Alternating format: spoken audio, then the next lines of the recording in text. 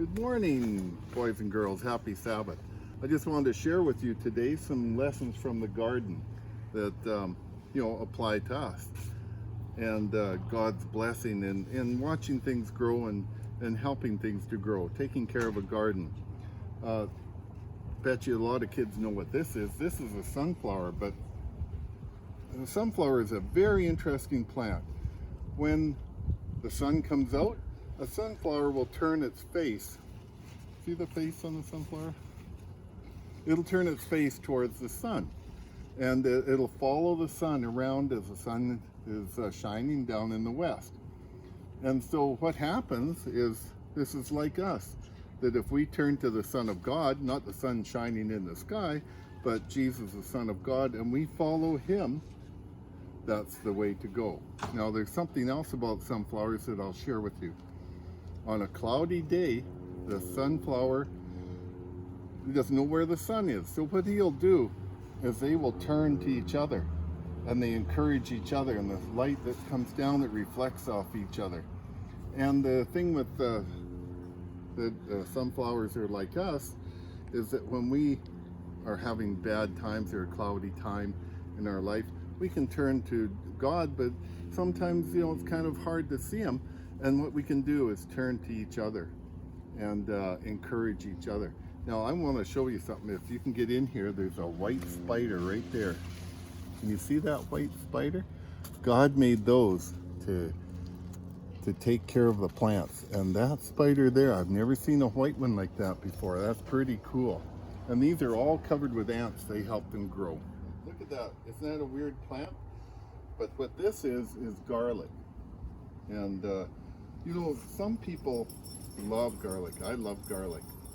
Not too much, but other people, they can't stand garlic. They think it's horrible. And God gave us this wonderful plant, but it's not for everybody. And we're all different. We're all created different. Some people like garlic, and some people don't. And so we're all individual, and everyone in our church is an individual, and they can have their individual taste. It doesn't matter if you like garlic or not. God still loves you. Do you ever wonder where peas come from? This is peas here. They're all hanging off of here, and sometimes you can grow some that you can eat the pod, but most of them you just shell. And the peas grow together. And you know what? They need support. Like these have grown up here because they have something to support off. There's wire back here, and it's the same with us. As we grow, we have to rely on God, but also we have to rely on each other. So here's peas. There's open it there.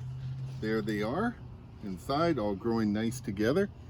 And I think I'll eat these right now. I love fresh peas.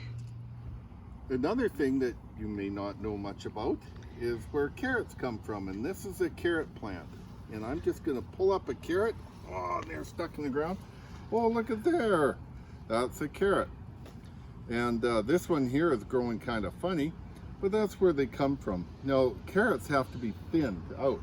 But something very interesting when you're in your garden and you're picking weeds, you have to be careful, because you have to only pick the weeds that you know are weeds. And when carrots are small, they're just growing, they're about that big. And if you come along and you start picking the weeds out and the carrots are that small, you'll pick them and destroy the carrot. So you have to wait until they're a certain size. And it's the same, that weeds and the good crop, they have to grow together at the beginning. And that's kind of like us, that Jesus said that you don't run around and just pluck up things. You don't be nasty to people or anything like that, because you can hurt good people too. So there's a carrot, and I'm not going to eat that because it's dirty. But when I was a kid, we used to wipe them on our pants, but I can't do that anymore. Something else I wanted to share with you guys is, maybe you don't know where potatoes come from, but these are potato plants, and these are the flowers from the potatoes, and they'll grow little, they look like tomatoes, they'll grow on the top. But right now, I'm going to show you what's underneath here. There's a surprise that God has prepared for us, and that potatoes, they need sunlight, they need the sun, and they need water. And look at what we have here. Oh, there's a few little potatoes on here, just small ones right now. Oh, there's a big one. And it's looking pretty good. So I'm just gonna shake the dirt off. There's another potato on there. Another very interesting thing about potatoes is that we plant them. But just as a potato like this, you can cut it up, you put it in the ground, and it has to die to produce. And that's kind of like the Son of God when he had to die to save us. And we plant it and it grows. And so I'm just going to dig up here a few potatoes. Let's see what's under the ground here. There's usually surprises. Let me just dig down.